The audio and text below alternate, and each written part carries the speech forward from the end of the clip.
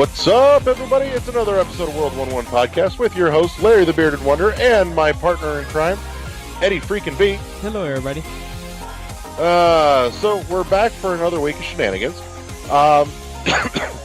We're coming in a day, actually about 2 days later than normal, and due to some recent schedule changes, we may be looking at our normal posting day changing here going forward. But we're hashing that out, and we'll have details here in the next week or two to let you all know what to expect going forward as we get those details locked down.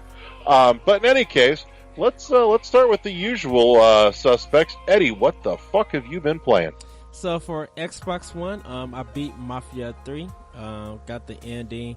I'm going to be going in and doing the second ending. It lets you like replay from where you left off, so you don't have to do the last mission. Like once you finish everything, that's pretty much it. So I'm just going to go and do the other two endings, and I think I'll get an achievement for them. But I thoroughly enjoyed the game. It is buggy at times. It kind of does get kind of repetitive in its missions. I kind of wish that it was more like mission based, like level by level. But other than that, I had completely fun. I was kind of disappointed in the KKK mission. It's too short, and I think they could have did it better. But I thoroughly enjoyed it. Whatever with what they gave me. So finished that for PlayStation 4. Played Devil May Cry 4. This game is super slow and quite boring. Really? Yes. I don't think I've ever heard anyone describe a Devil May Cry game as super slow. It feels like when he's running, it's not fast enough. When he attacks, it's kind of like a little bit slower pace, and I think it's because of me playing DMC, Devil May Cry, where that's more where the action is fast, the combat is like really intense, and you really can move around and do a lot, even with the small abilities that they give you and weapons. But I feel like he feels like he's running through mud. In a sense. Now, it's not slow down kind of slow, but it's just like after you play DMC 5 and you play if you play Devil May Cry 4, you're just like, or not Devil May Cry 5, DMC Devil May Cry, then you played 4, you're like, this is disjointed. Like, Ninja Theory kind of destroyed this whole series by making an excellent game. And maybe Devil May Cry 5 will change all of that. Maybe it is going to be faster. But DMC 4 needs like a turbo mode. It needs to be sped up because it is not. It looks drab. It's quite boring. I'm just like, I got to suffer do this. I thought I suffered enough with 2. That game is just like, yikes. This is not good. And I don't understand why people got mad at Ninja Theory changing the format and changing the way that Dante looks. Because if I got to go through this whole game with both characters, I'm like, Capcom, you should have pretty much put an end to this game and continue with DMC Devil May Cry. That is some harsh critique. It's very harsh. And I haven't played Devil May Cry 3, but 4 is just like, this is Ninja Gaiden bad. Camera-wise. Like, this is just not fun. It's okay, but it's not fun. And I think games like, if you play Bayonetta 1 or 2, DMC, and some other stylish action game that's a little bit faster and a little bit better. Even some of the even Hyrule Warriors is quick and fun than Devil May Cry 4. I'm just like, this is kind of boring. Now I'm only on the third level, but I'm just like, this is really dragging. So, and it feels empty. Like, okay, this was on the PS3. You got all of this big world, and the enemies look like this. The artwork is this drab in colors. Like, ugh. Yeah. Well, you got to remember they were going. That's kind of in the middle of the super high def, but everything is brown phase that the entire industry fucking went through. Yes. But then you go look at DMC, everything pops. Like and I think that's why I'm just like that's why something like Demon X Machina pops out to me because it's very colorful and it reminds me kind of a DMC in this art style and this graphics. You look at Devil May Cry 4, it's just like, ugh, what the world was y'all thinking? Like, you put this color palette together with this slowdown on this engine of game? Nah. So, yeah, I'm going to struggle to do that for a while. But I also been playing Horizon Zero Dawn. Just trying to platinum that game, get some trophies and everything. I'm doing it on easy because since I already beat the game, I could just get the rest of them on that level. On that difficulty because I've seen everything and pretty much did most of the stuff. It's just some of the side like hunting trials I didn't do yet, and I didn't get the secret armor that's in the game. So I'm just working on getting stuff like that.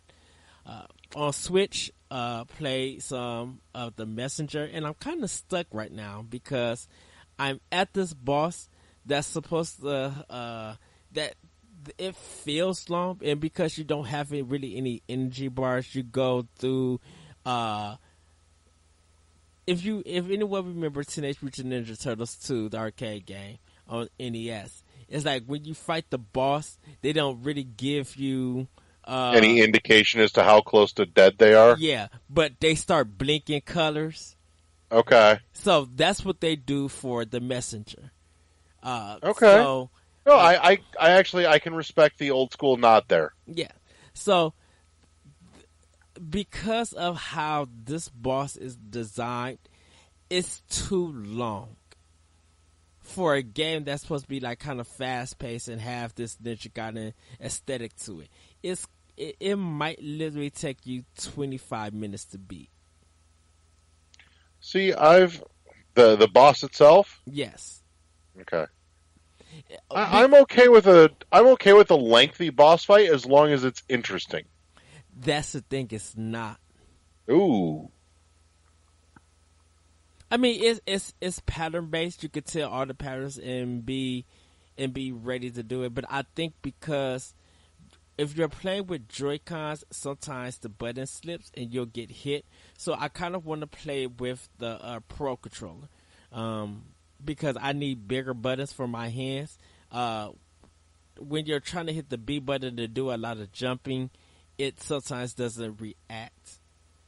So I think that's your Joy-Cons, dude, because I don't have that issue. No, it's not my Joy-Cons because I mean, it reacts sometimes, but I think it's just like, yeah, I'm not playing the Joy-Cons on the grip. I'm playing them on the actual Switch. So I kind of want to play it with my Pro controller for this game. And really for a game like this, that's going to like kind of make your hands sweaty at times because so much is going on and you want to continue to flow. You kind of need bigger buttons.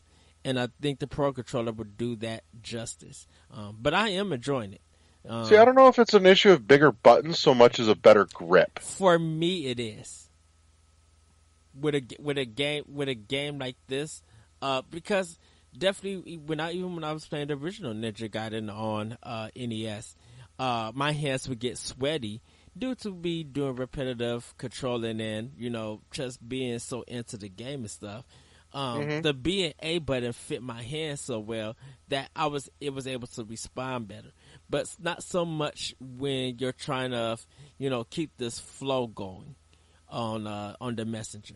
I'm not saying that the game is bad or anything. I'm just saying that this boss fight is just because it's too long.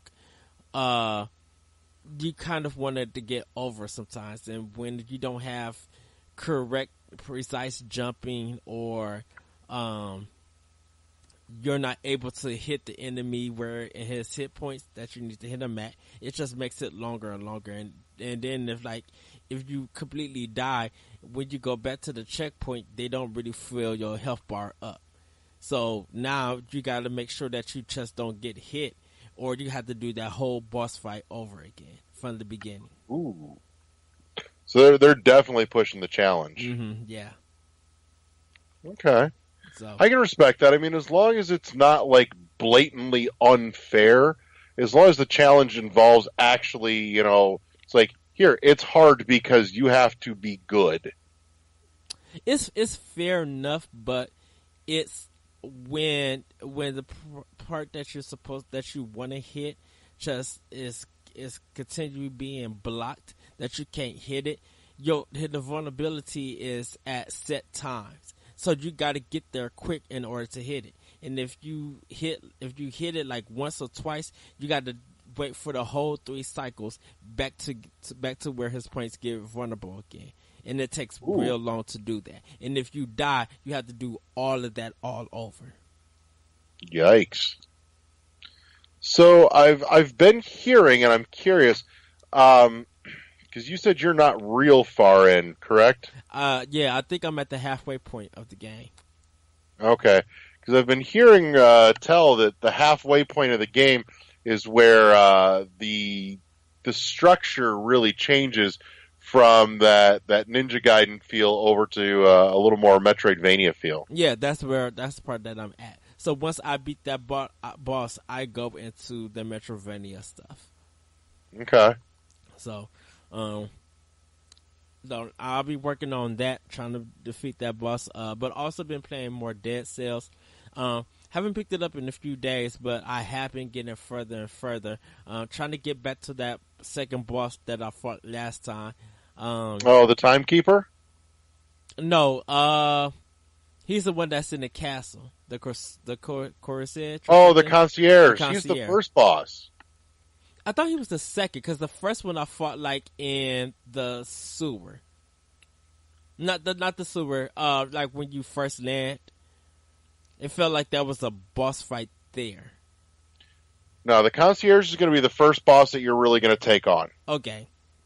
You might be thinking of having tackled some of the elites, maybe? I think so. It was like kind of the least before you get to like turning in your cells and stuff like that. I think it's that, or before you get to that before you get outside, if you go up to the rampart. Right. Like Yeah. I think you're talking about some of the elites, and the elites will just randomly spawn in some of the biomes. The bosses all have their own like separate stage. Okay, so that's the only thing there. Okay, so then then I'm fighting that first boss then. Yeah, I just thought that he was the second one, because I thought when I fought one, he had like a big long energy bar. But yeah, I'm trying to get back to that boss right there. So. Yeah, I mean, again, the biggest thing you can do is really just repetition, and stick with it for a couple days straight, and you'll learn what works for you, and you will learn where to pump your resources. Well, I'm trying to get it where I unlock like random bows, so I can start unlocking random swords, because I have more swords than my bows. But I'm normally putting like on Switch, I'm putting on ZR for the firebomb. Right. And then I was using the arrow thing, but I might actually use the smaller bomb, because it was the time lapse for it goes down quicker, so I might use that. I was using the fire as a throw thing, and that was working. Oh, the firebrands? Yeah. But then I had got like level 3 doable, because it was dropping like bombs and then 2 arrows and stuff. So I'm still just trying out a lot of stuff, and hopefully I could get that set up back in, or get some more powerful stuff, so I could fight them. Because I was like throwing the bombs, and I was throwing like the bow. I had threw down the bow thing to attack the concierge, and I was like 2/3 down of his energy, but he ended up beating me. Yeah. So I had to do all of that over so I could get back to him. But other than that, I'm truly enjoying it. I'm having fun with it. Good. My plan is to get through some other Switch games and pick up some new ones later on this week and next week. I decided not to do Spider-Man until later on this month because next week I'm picking up Shadow of the Tomb Raider. So I'm getting that game. And I'm doing that one-on-one. It's not like there's not a shortage of things to play anyways. Oh, shoot. Nintendo announcing all of these games and all these indie games coming to the system. Shoot. I was like, doing what they do. Dude, I'm already at $250 just full of indie games that I still need to buy and stuff that I'm planning to get. And on top of the $60 games like Diablo 3, I'm getting Mega Man 11, even though that might be $20 or $40 or $30. Diablo 3, Smash, Let's Go Pikachu. I might do Eevee. I got to figure it out. Mario Party, and then I think there was something that's dropping this month, but I'm not sure. I think most of the first party Nintendo stuff drops next month. But like, there's so much dropping this month alone that I'm getting. On top of I got to get Red Dead Redemption 2 for a review. That's going to be a big sandbox undertaking too. Shit, you're going to be on that for months. I'll probably still do that like I did Mafia 3, just like staying up to 3, getting like parts of it done, and then on my off days, if I'm not recording or doing anything, just spend the whole day playing that. But getting other minor stuff. Yeah, pretty much Spider-Man, Shadow, and Red Dead are the only. Oh, and Just Cause 4. Sorry, those are the only 4 that's going to be between Xbox One and PS4. Other than that, everything is Switch for the rest of the year. Yeah. So, I say unless you're doing. I'm sorry. Forza Motorsport 4. Forza Horizon 4. I'm getting that one. That one looks really, really good. I'm still impressed by the E3 showing of that. Are you doing Starlink? Yeah, I told you I'm doing it. Everything else is for Nintendo. Everything else is for Switch. I was just curious if you were going to tackle Starlink on any of the others, or if you were going Switch for Starlink. Switch. I'm doing straight Switch. Star Fox, dude. Like, right. Really? I'm like, I'm not about to pass that up. I'm like, of course I'm gonna get this on Switch. Why would I play it on PS4 or Xbox One? Really? If I feel like if that game allows me on the go to carry it, so if I'm like decide to go on the trip or whatever, and I want to play Starlink, I want to play it on the go. Oh yeah. And plus, it has like some RPG elements on the ground, like on the ground stuff. Oh, heck yeah. Yeah, I'm really excited for Starlink, man. It just I like the look of it. I'm excited for the Star Fox stuff. And I'm super jazzed to like play with the toys. Yes. Because I like the idea of the way that the toys interact, where like, I could be mid dogfight and pull like one of the guns off the wing and flip it around and make it like fucking shoot backwards instead. I'm like, that's fucking awesome to me. Yeah. It looks that really shit good. Just gets me giddy. It looks good flying, and it looks good when they're on the ground. That's like the ground combat, and I'm just like, this is what Star Fox Adventure should have been. Yeah. Yeah, that's what I've been playing.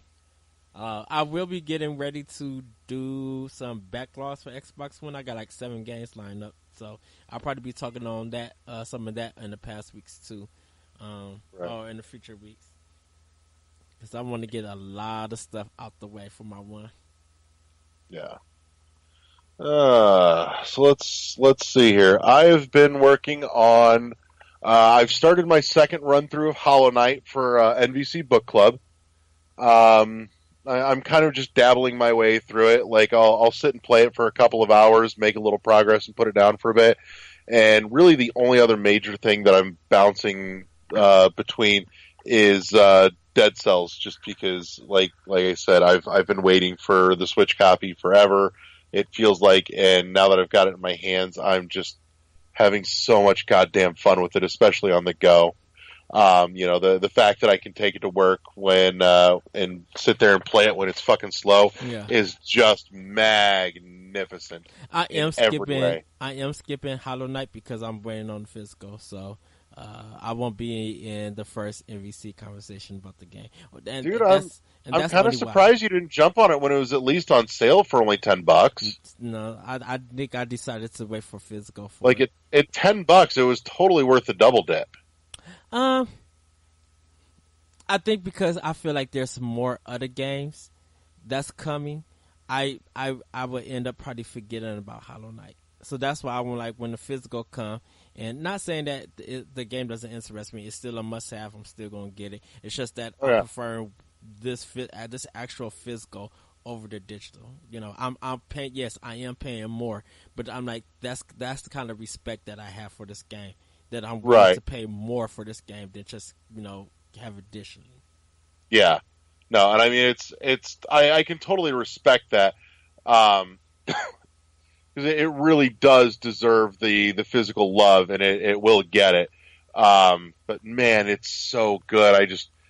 I feel I feel your pain on this, or I feel pain for you Mm, because I went through that with waiting for Owlboy. yeah, But I will say though, on the other hand, Owlboy didn't give me the opportunity to like buy it for $10 and have that much game either. yeah. So Well, shoot, it's the same way with Shovel Knight. I haven't bought it for Switch. I mean, I have it for Wii U. But like now that the physical been announced for next year with everything in it, shoot, yeah, that's $50, 40 or $50. I'm willing to pay. I'm willing right, to get that game physically and not double dip now.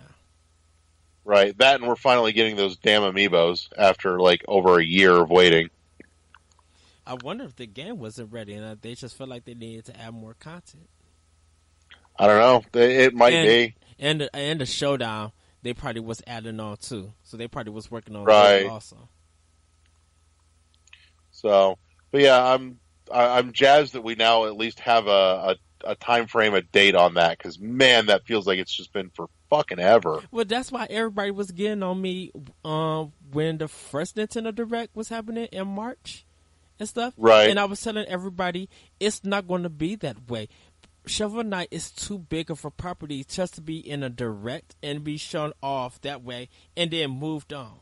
Like no, I'm like they're going to give that game the respect and love that that game needs. So if they do physical and they do amiibo, it's going to be a big thing. right, Like even look how they did Shovel Knight in the Smash Direct, right. and people want him as a character, wanted him as a character and not an assist.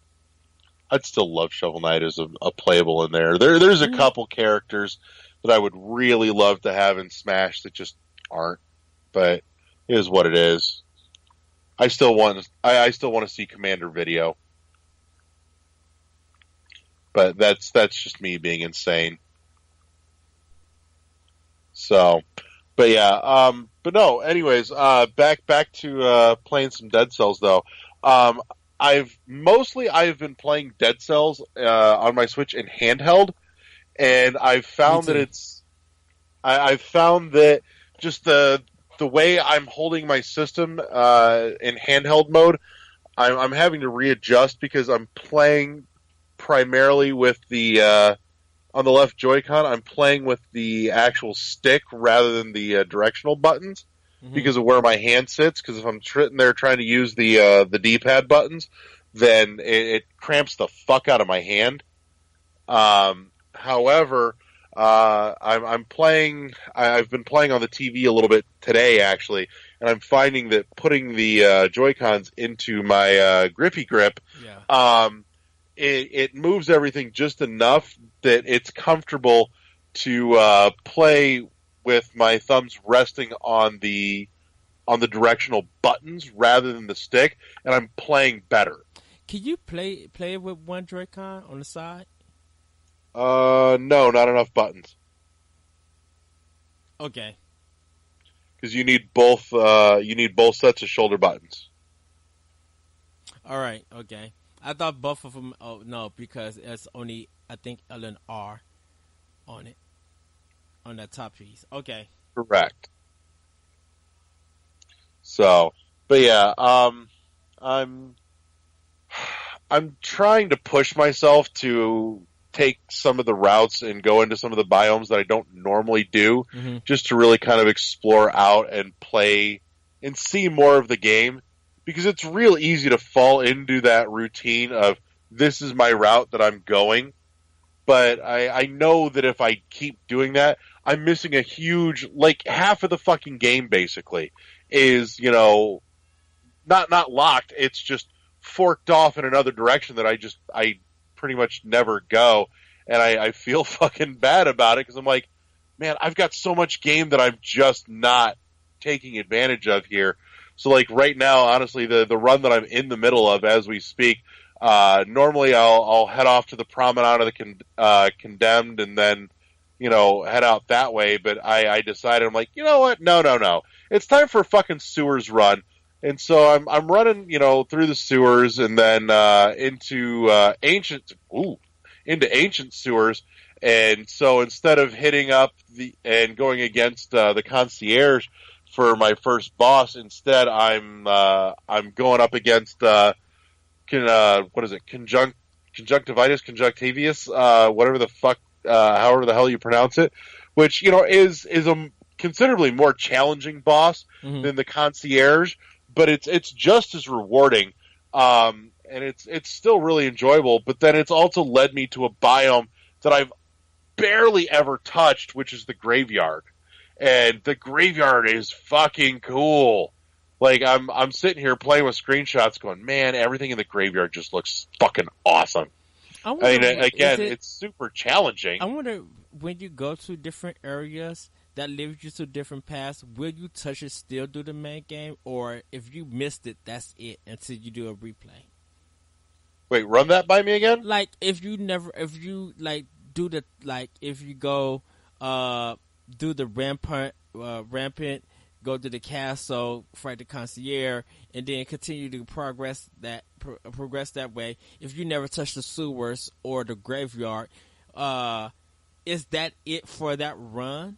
Right. Like if you beat the whole game, you never visited those places. When you replay the game again, that's the only way that you get to it. You have to go through the sewers to get to the graveyard. You have to do that for the whole game. Right. There is a specific path, set of forking pathways in order to get to certain biomes. Now, there's a few where you can go left or right, so to speak, and come back in the middle. But there's some where you can only get to them if you take one specific pathway, and it won't let you back.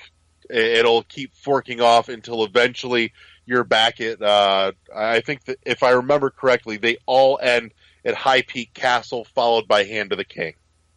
I wonder how many bosses do you fight through the game? Off the top of my head, I can think of Concierge, Timekeeper, Conjunctivius, and Hand of the King. So that's 4 full bosses. There might be a 5th in one of these pathways that I haven't really played with yet. But if you do one run, if you was able to make it through one run, you'll at least fight through 4 bosses, like 3 bosses. No. If single run, the most that I can think of would be 3 bosses. So working backwards, Hand of the King would be your end boss. Yeah. And then if you're going the starter route, you before that would be the Timekeeper, and then before that would be Concierge. If you're going kind of the alternative, Hand of the King, not 100% positive, but possibly Timekeeper. You might make your way back to Clock Tower. I've seen a map for it. I just don't have it memorized. So if I beat the Concierge, I will be going to the Hand of the King. Everything leads to the Hand of the King. Hand of the King is final boss. I mean, but because I'm finding Concierge as my first boss, If you fight Concierge as your first boss, yeah, your second, I'm almost 100% certain, is always going to be Timekeeper. Timekeeper. And then after I fight him, it's Hand of the King.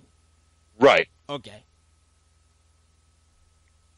So, but yeah, it's like I said, I'm forcing myself to appreciate the actual size and scope of the game, and I like doing it. I do. Like, I don't regret it.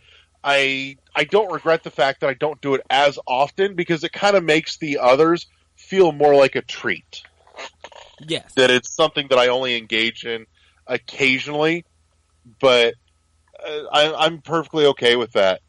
I will say, playing in the graveyard right now, I'm looking at like some of the enemy types that I literally don't see anywhere else. Like, there's these fly people that, like fly people zombies, basically, that are really fucking cool. And they wander around, and when you kill them, they spawn the little flying scarab beetle bastards. That, they're kind of almost like a souped up version of the worm men.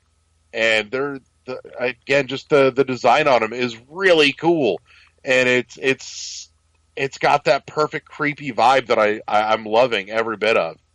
So, and the other thing too is that, hitting up something like the graveyard that I've only done, once or twice, really means that it's a biome where I'm not super familiar enough with it to where the fundamental layout of the level structure is enough of a mystery to me that helps keep it feeling fresh. And so, I know a lot of the biomes, even though they randomly generate every time so that the details are different, but you'll notice that they all have a fundamental basic structure that you can always count on. And the details are what changes every time. But, doing stuff like the graveyard and some of the others, that I don't normally, means that even though I know that, yes, they have some fundamental basics that are always dependable, that I don't know it well enough for it to feel routine. And it helps keep that mystery and that fresh feeling. And I think that's really fucking cool. Yes, I am basically sucking this game's dick because it totally deserves it in my book. I'm going to own that fact. Mm-hmm. But again, I have no regrets. So, but yeah, that's really been most of my my playlist lately. I was thinking about it, and I really kind of want to find a reason to go back to my my Xbox to play something. I don't know what. I'm having a hard time finding something that's drawing me in. I need to go back to playing that Portal-like game that we was playing. Turing Test. Turing Test. I need to go back and finish it. I'd like to finish it, but I'm almost positive that if I do, I'm going to go right back to that puzzle that I was fucking stuck on. That I wasn't stuck because of any logic behind it. I understand the logic. My problem is the precision that it's trying to demand is absolutely fucking absurd and just short of, like, impossible. So I'm pretty sure, honestly, I want to see the rest of that story. I'm probably just going to pull up a fucking Let's Play of it and watch the rest of it. Which makes me sad because I was really fucking enjoying it. It's really good. It is. It's got a really clever, well-written story. Yes. I like the voice acting. I liked the level design and the puzzles and everything until that spot. It was just like, fuck this. This is the thing that broke the game for me. And I was sad because I was really getting into it. I'm like, God damn it.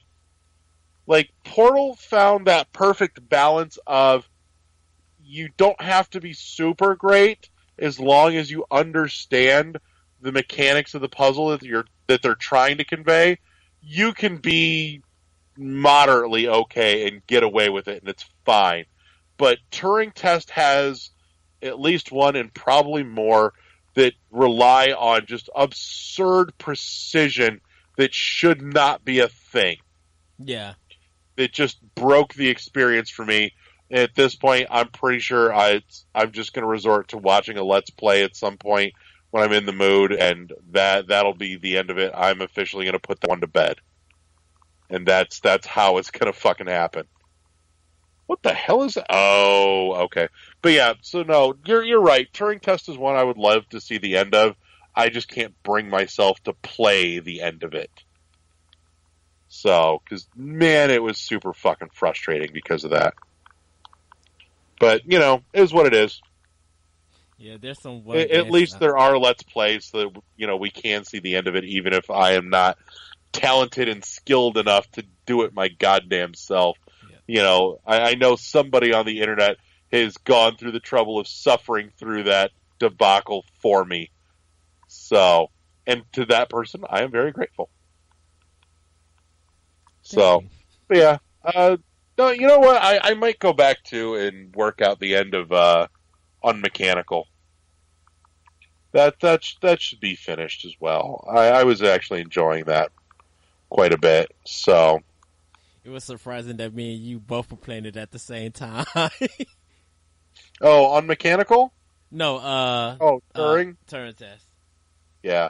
Well, you got to remember that makes a lot of sense because that was one of the freebies that month for gold. That's why. And I was like, well, this is cool. I'll download it. Give it a shot. Fuck yeah. Like, I had actually been looking at it for a while. It had been on my list. Like, I had downloaded the demo and just never played the demo. You know, I remember looking at the preview going, this looks interesting.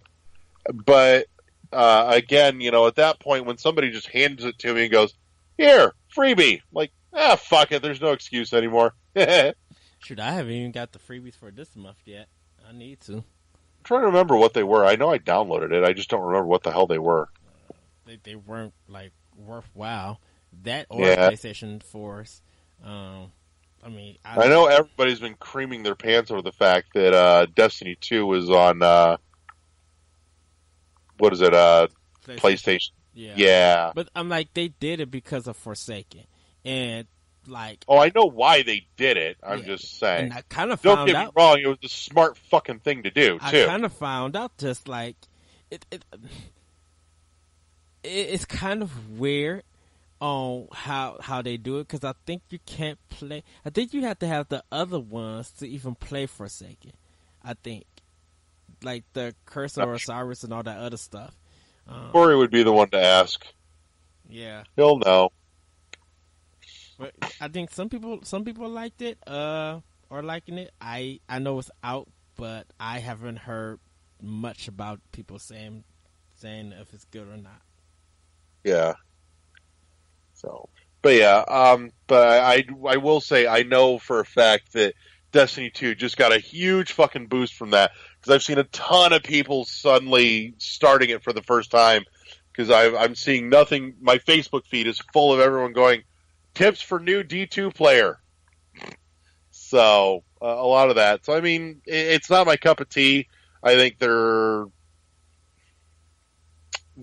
business practices when they first released were fucking terrible, but I guess props to them. I don't know. So, you know, more power to the people that are going to get something out of it. It's not a for me thing, and I'm okay with that too. So, yeah, I'll wait for it to stop being broken, because there's going to be somebody complaining that something is broken in the game. Right. But yeah. So that's I think that's a good point to stop and say break. And we're back with news. So Eddie's bringing a couple of stories to the table. So why don't you launch us off here with what you got? Well, Hollow Knight was the best-selling game on the European Switch eShop in August. Hollow Knight has had a stellar month on Nintendo Switch, jumping right to the top of the eShop sales chart in Europe for the month of August. This news comes from the Nintendo Switch news channel, which has posted a list of the most popular eShop titles for last month. The rankings found below are based on the number of eShop downloads in European territories during the entirety of August. So it was Hollow Knight as 1, Dead Cells as number 2, Overcooked 2 as number 3. That beat out Okami HD at 4. Mario Kart 8 Deluxe at 5. Minecraft at 6. Stardew Valley at 7. Octopath Traveler at 8. Salt and Sanctuary at 9. Monster Hunter Generations Ultimate at 10. Rocket League at 11. Into the Breach at 12. Arcade Archives versus Super Mario Bros. At 13. Owlboy at 14. And Enter the Gungeon at 15. Yeah, so I mean, obviously the two big ones here are Hollow Knight and Dead Cells. I will say I can. There's a couple things that make me think that these are the reasons that Hollow Knight topped out Dead Cells for the month. The first being price point. Plain and simple, Hollow Knight already comes in at like, even at regular price, $10 cheaper than Dead Cells. Mm-hmm. The other is that, and I don't know for sure if Europe got the Hollow Knight sale that we had here in the States. There were some European sales, but I don't know if Hollow Knight was part of it. Hollow Knight probably would have been part of it, but they did get some sales. Right. Plus, you figure, too, Hollow Knight had the last batch of DLC, the Godmaster DLC, come out at the same time. So to get that full, enormous game for, $10 US, I'm sure, roughly equivalent in euros, pounds, whatever the fuck, is a fucking steal. The most I could think about this, to me, is that Mario Kart 8 Deluxe is on this list. So that thing came out last year and it's still making buttloads of money of sales. That doesn't stun me a lot just because, Nintendo games in general always have a real long tail on them. And on top of that, something like Mario Kart, especially, that's, monstrously replayable, obviously. That's one of those things that as more and more people are buying Switches, that obviously, that's a go-to game for everybody. Yeah, it's good to see. Well, Owlboy is on there. Monster Hunter Generation Ultimate is a surprise that's on there. Even like at I think it was at number 10. I was just like, shoot, that game just came out. And Octopath Traveler, which was like kind of at number 1, now being at number 8. I think more people are buying that physical than digital. But just to see this, I'm kind of happy that Dead Cells, Overcooked 2, and Okami HD are at least like 2 to 4. No matter what the listing is for it, I think Okami should be number 3. But I'm happy with this whole list just to see that a lot of these great titles are on there. Minecraft is still doing what it's doing, so Microsoft is still making them coins. Stardew Valley is still making that money. Rocket League is still making that money. And with Enter the Breach just like kind of being announced out of nowhere to get on this list, I'm assuming that I'm assuming that it probably had maybe 11,000 downloads. Yeah. So, yeah, I mean, Into the Breach seems to have done pretty well for itself as well, which is fucking awesome. And, all the love and support to that game.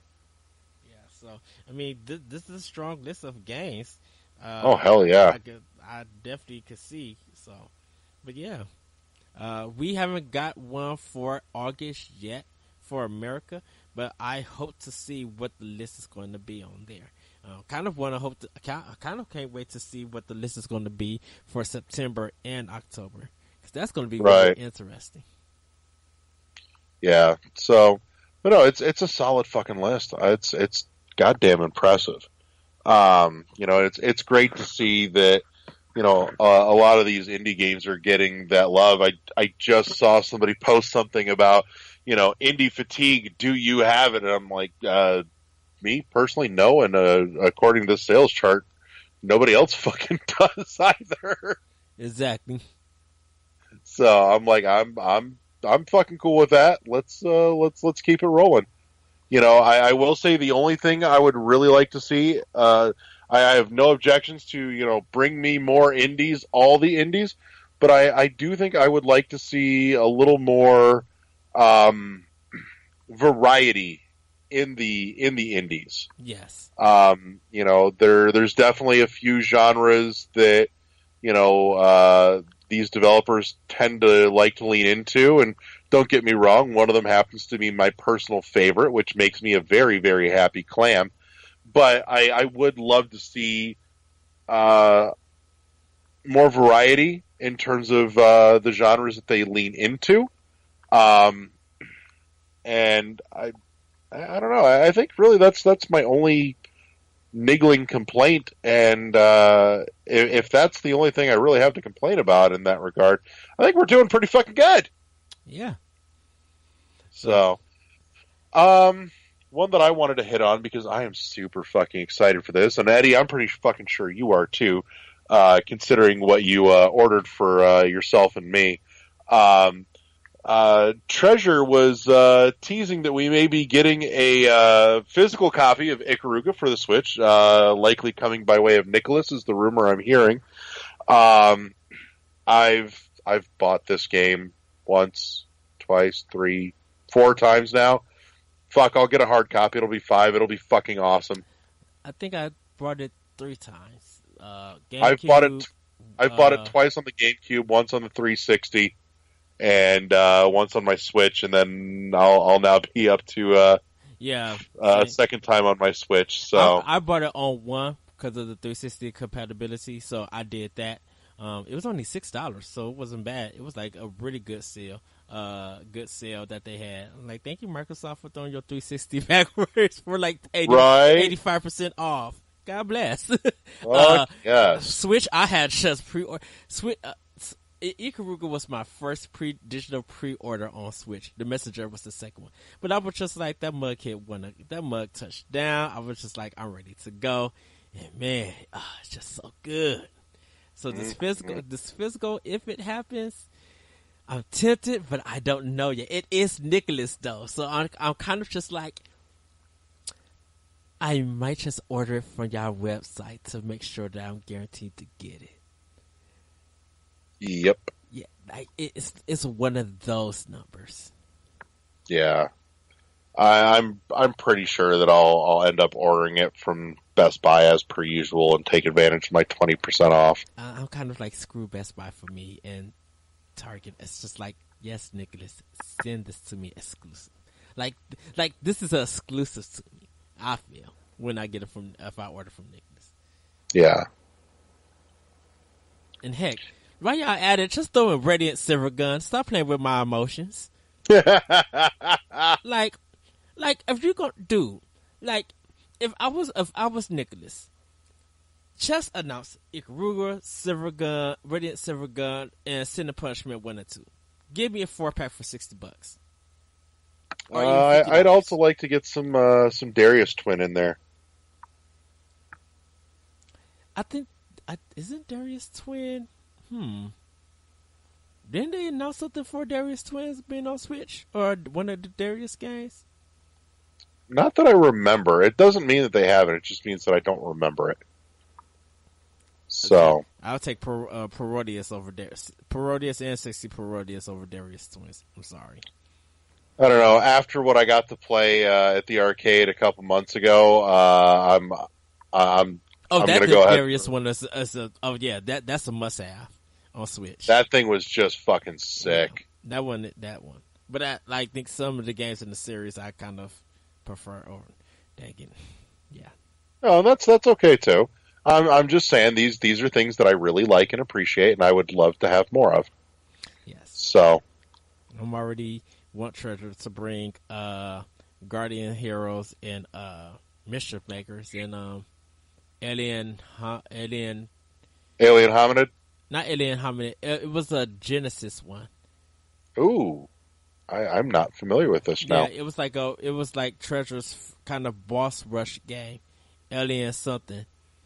And I think they said it never came to. I think it never came to America, but I remember reading it at EGM and stuff. I think it was supposed to come to America, and then it got canceled. Interesting. But the game is out because you play like as this bird, and you do all of these boss levels. Okay. Well, now I want to know what the hell it is. Hey, you go.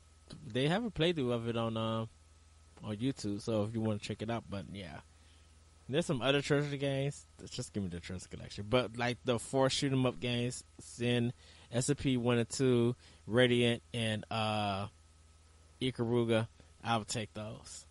Yeah, definitely bring back some fucking Sin and Punishment, man. That needs to happen, like, right meow. Yeah. Oh. So, speaking of shooter... Sorry, Go ahead. I was going to say, if God could bless Sega to somehow find a Panzer Dragoon code, the original one for Sega Saturn, I would much appreciate it. Not the PC version. Goodness. I never had a Sega Saturn, so I never got to play Panzer Dragoon, but I did play Panzer Dragoon Order, and it was kind of cool. I didn't have a problem with that. Yeah. It's kind of cool. Yeah, I mean, that's another one that kind of leaned into that early 3D thing like Nights into Dreams did. Oh, they could keep that game. Not a fan? No. Don't get me wrong. I mean, it's not the most amazing game, but it's not bad. The first one's okay. The second one on the Wii was a fucking mess. But again, that's one of those two that just has a special place for a lot of people because it was, the introduction of that real 3D, flight control thing. Yeah. That nobody else had really done yet. So I think even if it doesn't hold up all that well, it's one of those games that historically will always be remembered favorably as a result of. Yes. So, you also mentioned one that managed to slip by me, and I'm really fucking super excited about. So go ahead and hit us with that.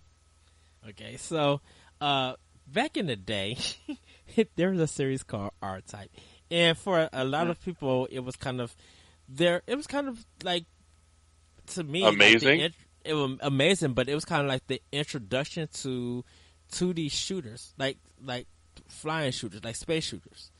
Even before like Gradius and Darius and like Into the Hunt and all those other games and stuff, R-Type was kind of the staple, like was kind of the beginning horizontal shooter.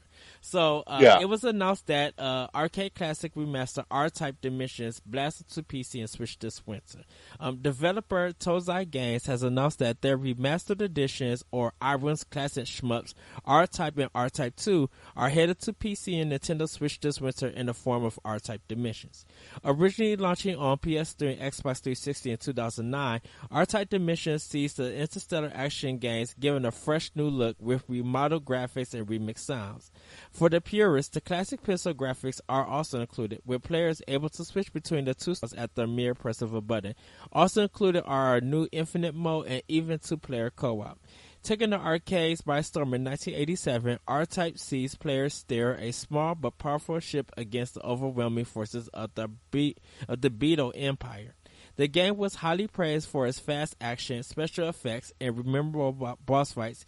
R-Type 2 memorable boss fights. R-Type 2 arrived in 1989, bringing with it new weapons, stages, and enemies. R-Type Dimensions launches this winter on PC and Nintendo Switch. Now, we won't mention Super R-Type on Super Nintendo because the slowdown in that game was yikes.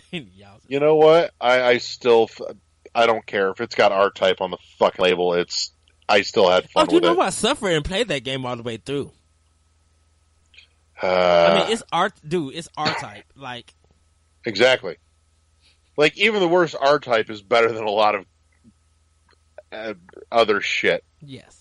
So, when I seen this, I'm just like, oh yes, this must be on my Switch. Hell the fuck yes. There isn't a price point at this time, but hopefully, even though it'll be a digital, hopefully it gets a physical for $29.99 or even $20. I would love a $20 or $24.99. Hopefully it comes out for that price of its physical. But I'm down for playing that game if they give it to me for physical. Yeah, I mean, I'm totally okay with paying like $30 for a hard copy on that. That doesn't bother me in the fucking least. Just include a soundtrack and uh, instruction booklet full of art. Like I want Right. some goodies stuffed in that mug. Now, what I really want, though, is as much as I'm hyped for this, what I really want is motherfucking R-Type Final. I never got to try that one. Oh my god. Okay, so two things. One, R-Type Final is fucking awesome. Yes. The game itself plays great. It's a ton of fun. It's it's goddamn brilliant. Two, the final stage. At first, you're like, okay, it's just this weird background thing. You don't really pay much mind to it. It's not spacey. It's just kind of like weird, ethereal sort of thing. Mm. Well, there's a little more to it than that. Well, we had this discussion.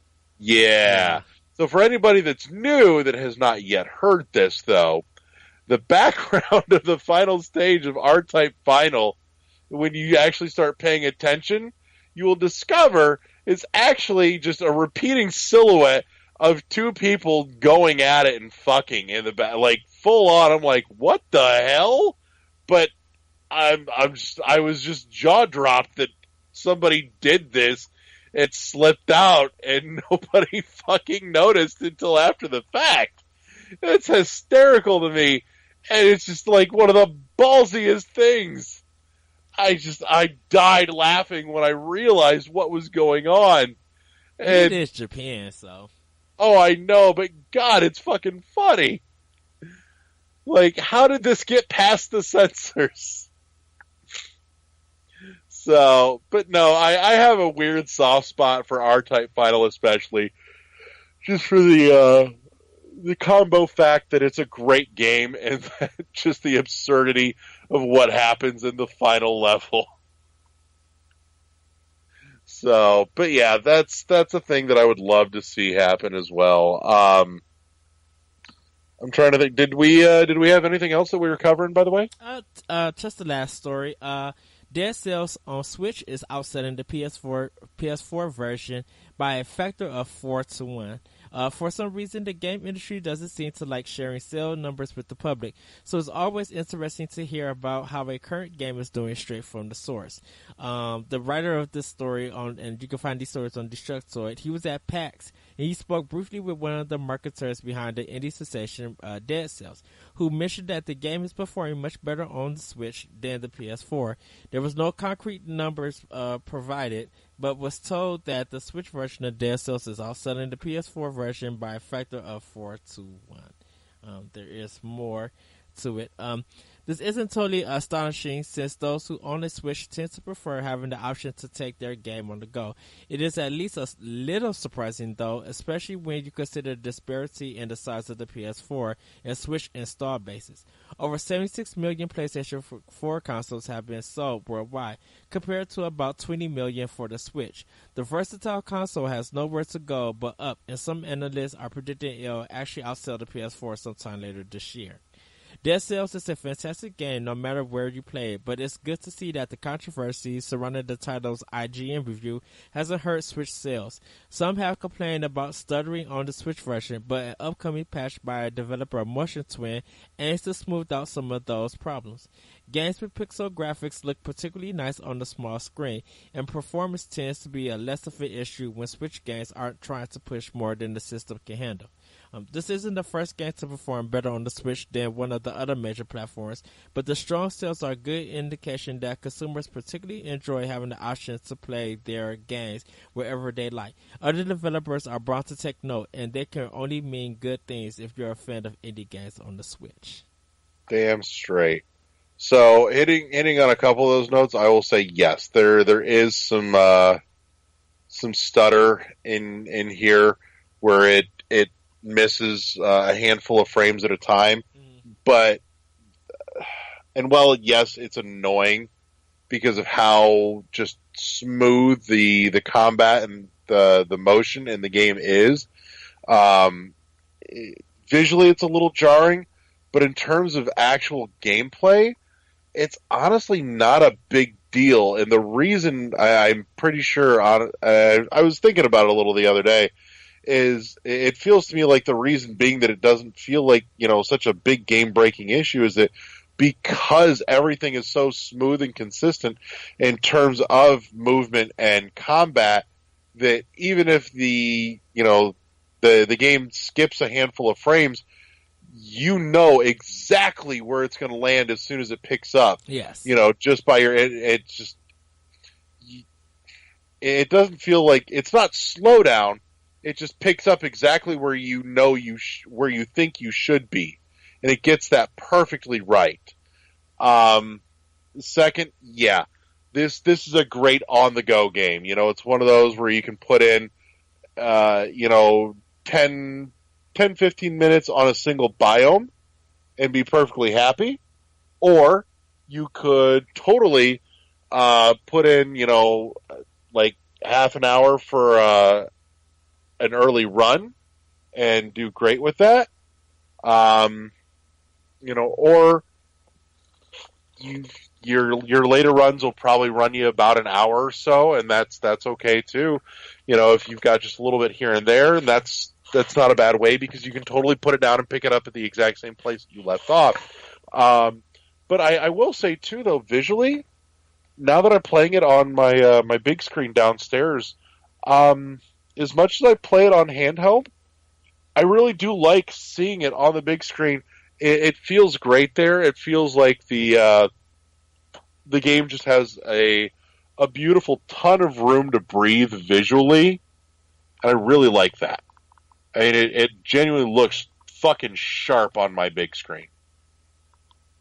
So, Well, it's kind of weird with Dead Cells outselling on PS4, because like Chasm came out around almost close to like a week before Dead Cells, and we haven't heard anything else from that game, sale wise. yeah.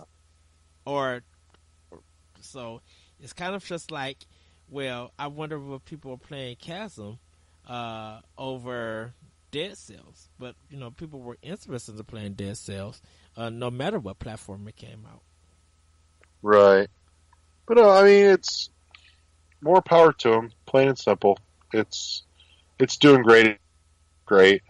It's one of those things that I think too, for a lot of people that, like myself, we spent long enough with Dead Cells in early access, being locked to our PCs, that now getting to be able to take it anywhere, because the whole time we're sitting there going, man, this would be great to just be able to pick up and, run out the fucking door with. And now that we can do that, we're absolutely all doing that.